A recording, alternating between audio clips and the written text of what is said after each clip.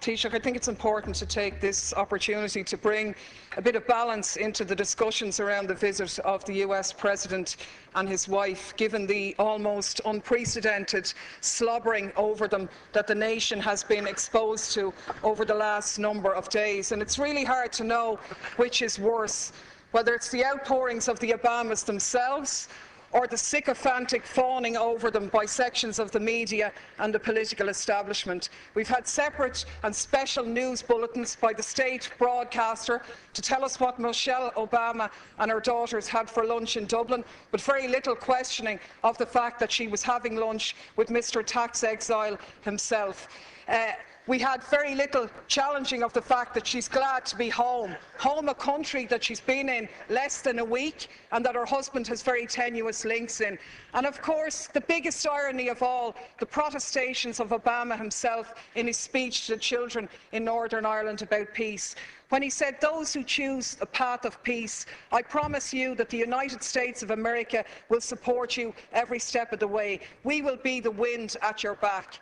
Now I ask you, is this person going for the Hypocrite of the Century award? Because we have to call things by their right names. And the reality is that by any serious examination, this man is a war criminal.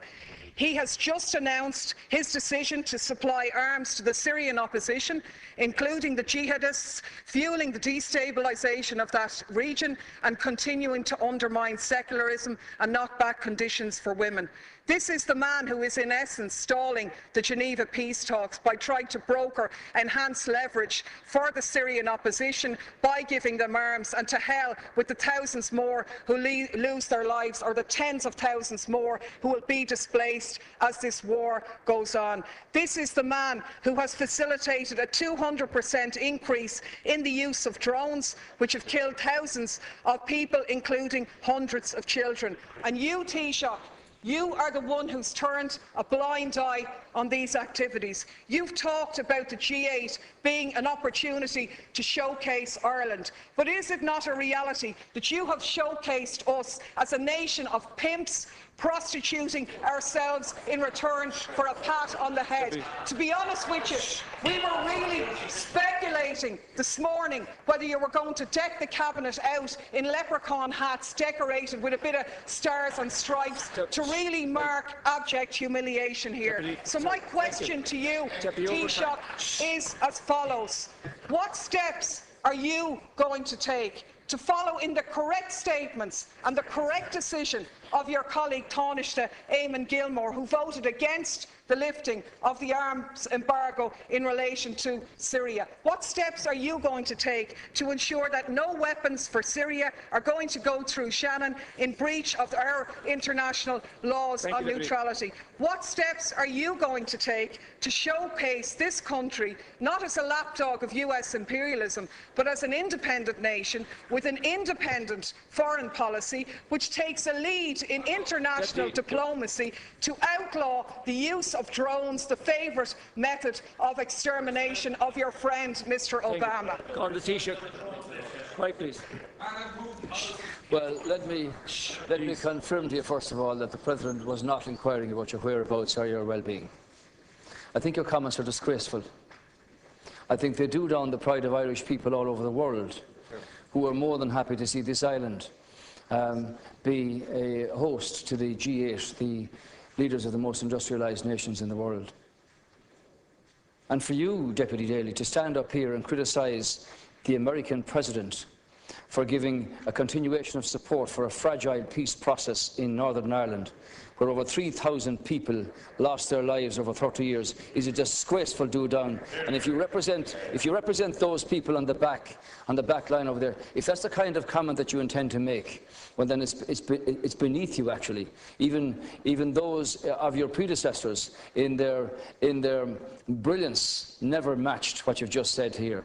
Let me remind you that the communities in Northern Ireland and the politicians from administrations in this House here, of all governments, together with British governments and Northern Ireland politicians and Northern Ireland communities, have put together a very fragile peace.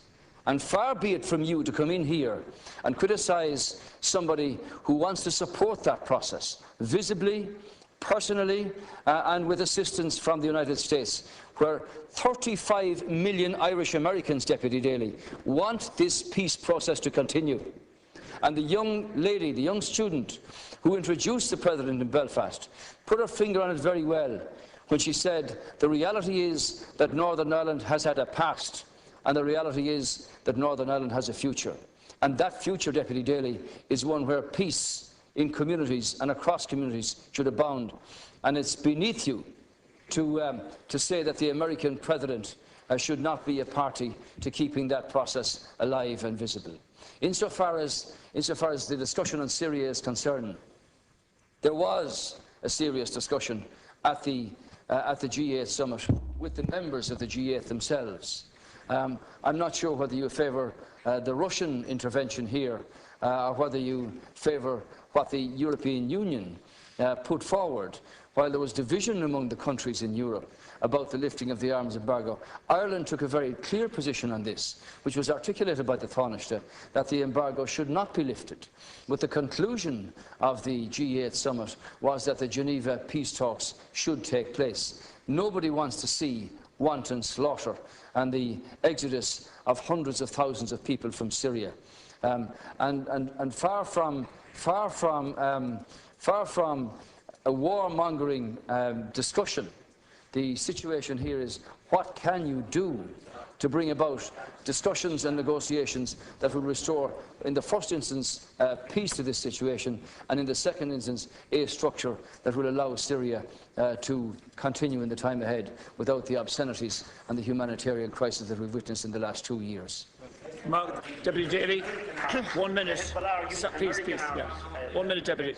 Thanks, Ceann Comhairle. Of course, I said nothing about the Northern Ireland peace process, a process which everybody supports, but is not one that gives you a licence to do whatever you like anywhere else around the globe. There isn't much peace in Iraq, where 26 people lost their lives yesterday. There isn't much peace in Afghanistan. There isn't much peace in Pakistan, and there certainly isn't much peace in Syria.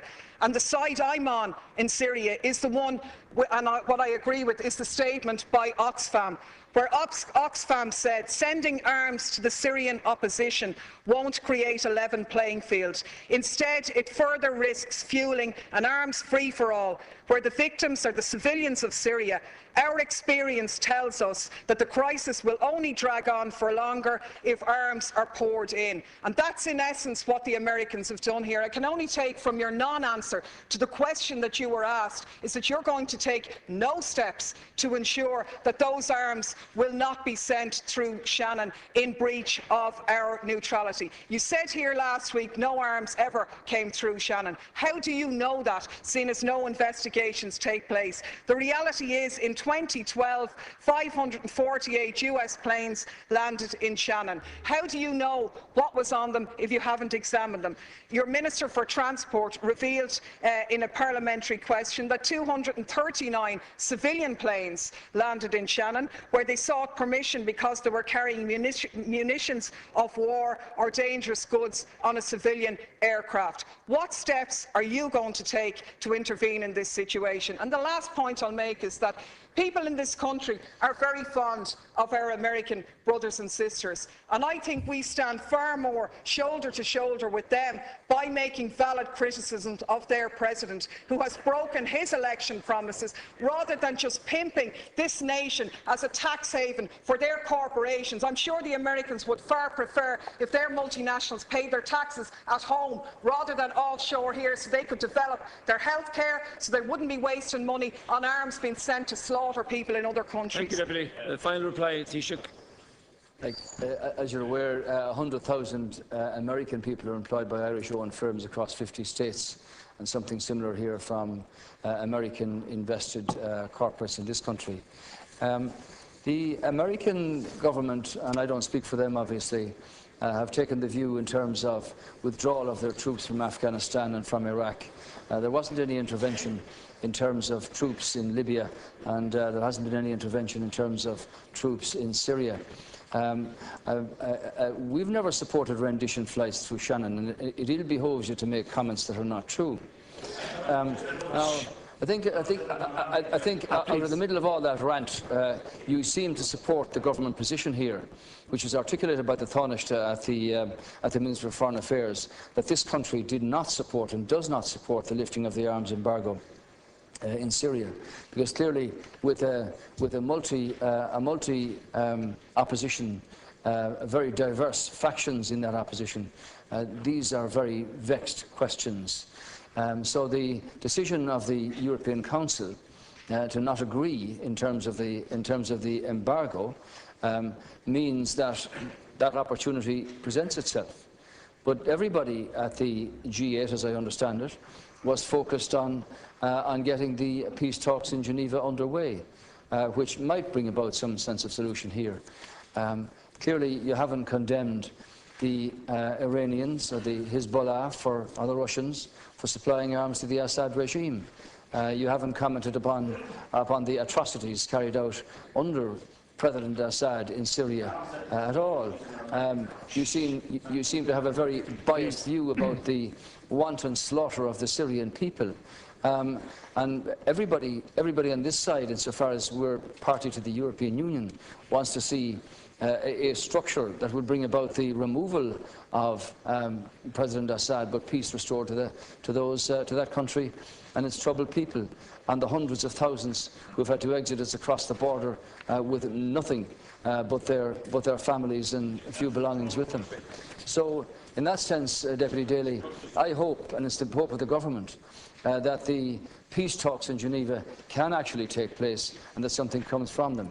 And while I wasn't at the discussion about Syria at the G8, my understanding is that there was a very frank disclosure about the various views here, and that hopefully something beneficial will come from that. That's the answer to your question.